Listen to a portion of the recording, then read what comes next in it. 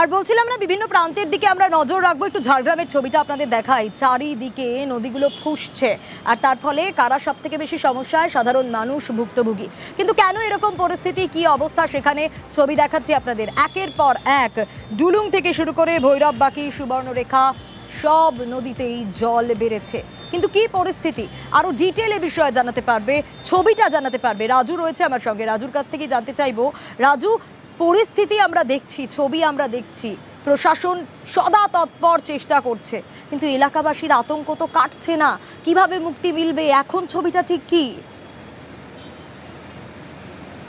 দেখো শুধু প্রথমত বলে রাখি, এই যে ভারী বৃষ্টি হয়েছে, এই বৃষ্টির ফলে বিভিন্ন নদী নালা ইতিমধ্যে ফুলে ফেঁপে উঠেছে এবং বিভিন্ন জায়গায় নদীর যে সমস্ত পার্শ্ববর্তী গ্রামগুলি রয়েছে, সেই সমস্ত পার্শ্ববর্তী গ্রামের মানুষজন ইতিমধ্যে আতঙ্কের মধ্যে রয়েছে।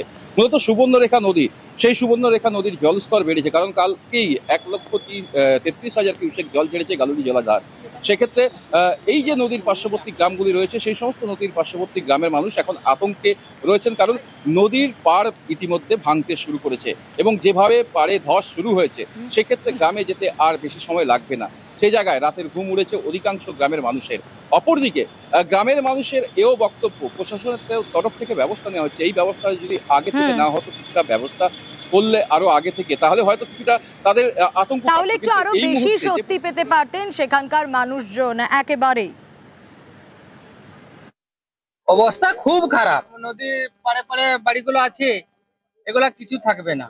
কেন বৃষ্টি এসছে, জল আসছে নদীতে বেশি, আর যে মাটি নেই বালিটা। আমি চাইছি ওই যে আমাদের এই গ্রামটা যেমন থাকে, নদী পাড়টা যেমন বাঁধা হয়। 1 কিলোমিটার মতো ভেঙেছে, অবস্থা খুব খারাপ চলছে, রাতে ঘুম হয় না। তো চাইছি ওইটা যেমন বাঁধ হোক। ঝাড়গ্রামের ছবিটা তো দেখলেন, এবার ঘাটালের ছবিটা একটু আপনাদের দেখাই। শিলাবতী, ঝুমি নদী রীতিমতো ফুসছে।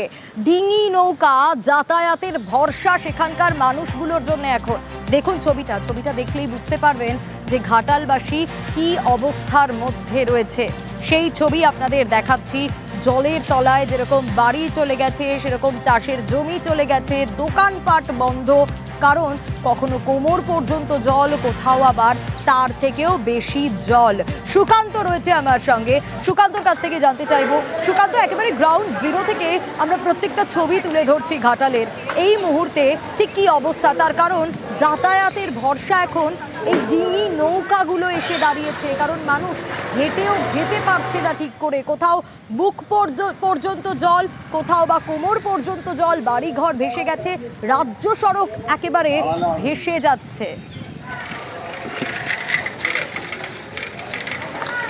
একদমই সোনিয়া, দেখো জল যন্ত্রণা পিছু ছাড়ছে না ঘাটালবাসীর। এই বর্ষার পরপর 3বার প্লাবিত হচ্ছে ঘাটাল। এখন পর্যন্ত যেটা দেখা যাচ্ছে যে শিলাবতী নদীর জলস্তর বৃদ্ধি পাওয়ার জন্য ঘাটাল পৌরসভার প্রায় 13টি ওয়ার্ড প্লাবিত হয়েছে। নিচু এলাকাগুলির কিন্তু রাস্তাঘাট সব ডুবে গিয়েছে, যার ফলে নৌকো ডিঙি করে চলছে পারাপার। শুধু শহর এলাকায় নয়, গ্রামীণ বিস্তীর্ণ এলাকাও কিন্তু প্লাবিত হয়েছে।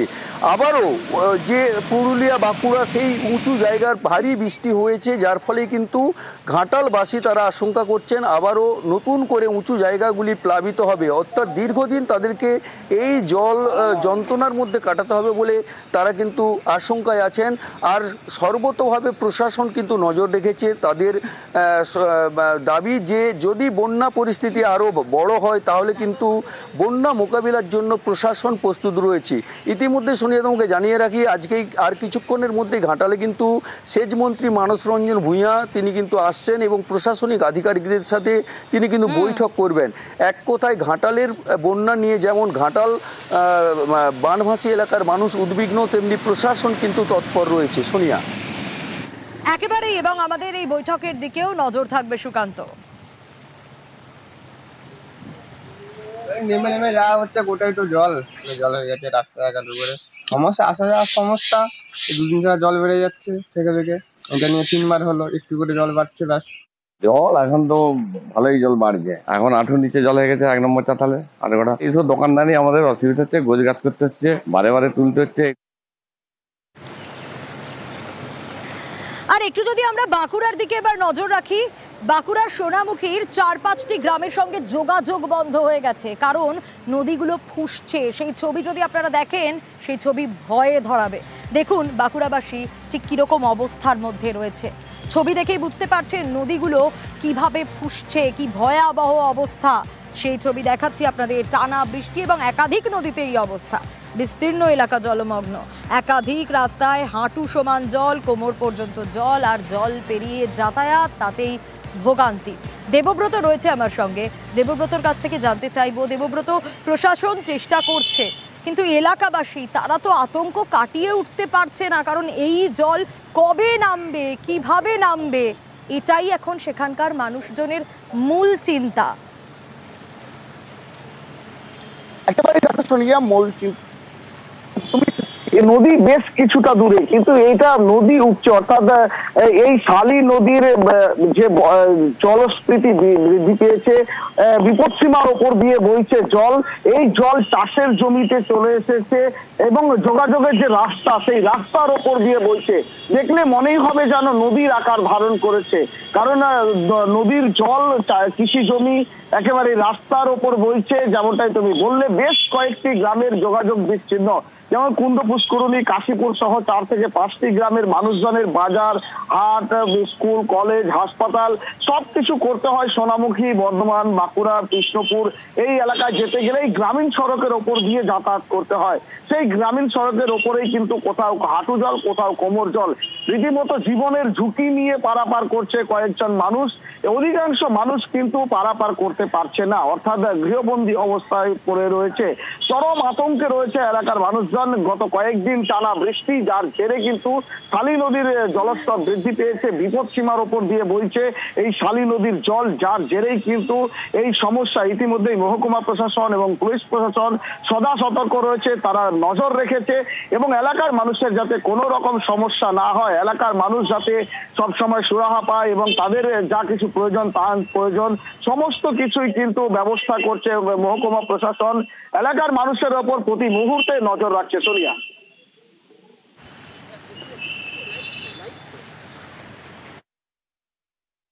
এদিকে মানে পেরোনো যাচ্ছে না কো। আমার বাড়ি খন্ডঘোষের লোধনাতে, আমি এখানে সবজি বিক্রি করি। এখন সমস্যায় পড়ে গেছি, যেতে পারবো না, অন্যদিকে ঘুরে যেতে হবে, বহু রাস্তা মানে ঘুরতে হবে। এসে দেখছি পেরোতে পারা যাবে না, মোটরসাইকেল ডুবে যাবে। প্রচুর জল দাঁড়িয়ে গেছে, মানে স্রোত বইছে প্রচুর রাস্তার উপরে। প্রশাসন যাতে এটা ব্যবস্থা করে সেটাই বলবো প্রশাসনকে। আমি পুরুলিয়া থেকে আসছি, এই দুবরাজপুর মাদ্রাসা সিরাজুল উলুমের শিক্ষক। তো অতদূর তো কোনো অসুবিধা হয় নাই। যখনই আমি এই রাস্তা পার হইলাম, দেখতেন আপনারা সমস্ত ভিজে গেছে। এই রাস্তা যদি ভালো করে হয় তো জনগণের ভালো হবে। আর বিভিন্ন জেলার বিভিন্ন প্রান্তের দিকে নজর রাখছি না, এবার গোঘাটের ছবিটা আপনাদের দেখাবো। প্লাবন পরিস্থিতি গোঘাটে, কিভাবে একের পর এক নদী ফুঁসছে, চাষের জমি ভেসে গেছে, ভয়াবহ অবস্থা গোঘাটেও। গোঘাটের মানুষজনও আতঙ্কের মধ্যে রয়েছে, একটাই চিন্তা, কবে এই জল যন্ত্রণা থেকে মুক্তি পাবে তারা, কিভাবে স্বাভাবিক জীবনে ফিরে আসবে, কারণ এটা তো স্বাভাবিক জীবন নয়। চারিদিক চাষের জমি ভেসে যাচ্ছে, সেই ছবি দেখাচ্ছি আপনাদের। আরো ডিটেল জানাতে পারবে প্রশাসন কি ব্যবস্থা নিচ্ছে, সেখানকার মানুষজনের জন্য কি ব্যবস্থা নেওয়া হয়েছে। শুভদীপ রয়েছে আমার সঙ্গে। শুভদীপ, ব্যবস্থা কি নেওয়া হয়েছে? এই মানুষগুলো এখন একটা জিনিসই ভাবছে, কিভাবে তারা স্বাভাবিক ছন্দে ফিরে আসবে আবার, তার কারণ এভাবে দুর্বিষহ অবস্থা হয়ে যাচ্ছে, কৃষকদের মাথায় হাত পড়ে যাচ্ছে, একের পর এক চাষের জমি ভেসে গেছে জলে। একেবারেই দেখো সোনিয়া, কারণ এখন চাষিদের কিন্তু প্রধান চ্যালেঞ্জ মাঠ থেকে ফসল কিভাবে ঘরে তুলবেন। কারণ কয়েকদিন আগে, প্রায় 1 সপ্তাহ আগে কিন্তু প্লাবিত হয়েছিল গোঘাটের বালি পঞ্চায়েতের বিস্তীর্ণ চাষের জমি। সেই সময় কিন্তু তিল, বাদাম সহ বিভিন্ন ফসলের যেমন ক্ষতি হয়েছিল, পাশাপাশি পাট এখনো যেহেতু জমিতে আছে, এই মুহূর্তে কিন্তু কোমর সমান জলে নেমে সেই পাট কোনো রকমে কেটে যাতে কিছুটা ফসল বাঁচানো যায়, সেই কাজ কিন্তু চাষিরা সকাল থেকে ভোর থেকে উঠে কিন্তু মাঠে নেমে পড়েছেন যাতে কোনো রকমের ফসল কিছুটা হলেও ঘরে তোলা যায়। কিন্তু নদীর জল যেভাবে টানা বৃষ্টি এবং ডিভিসির ছাড়া জল যেভাবে ক্রমশ বাড়ছে, তারা কিন্তু কতটা ফসল আদায় করতে পারবেন, ঘরে নিয়ে যেতে পারবেন, সে নিয়েই কিন্তু তারা দুশ্চিন্তায় রয়েছেন।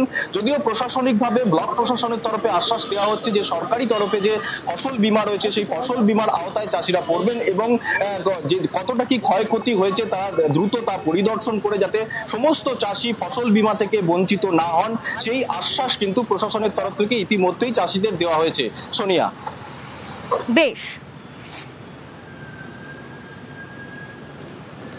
এডিএ সাহেবকে ডেকে একটা উচ্চ পর্যায়ে বৈঠক করেছি।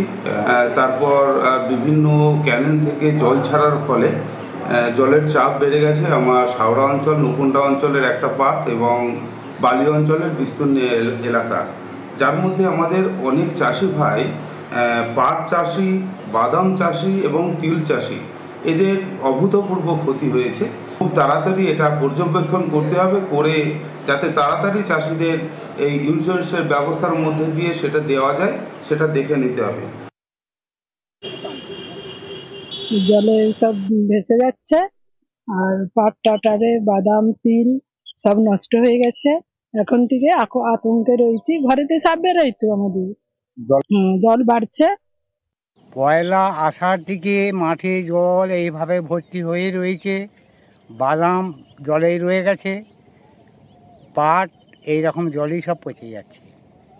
এখন ধান রোয়ার যে কাজ চলছে, এখন বীজ ফেলারও জায়গা নাই, আর কিচ্ছু করার কথা কিছু হবে না।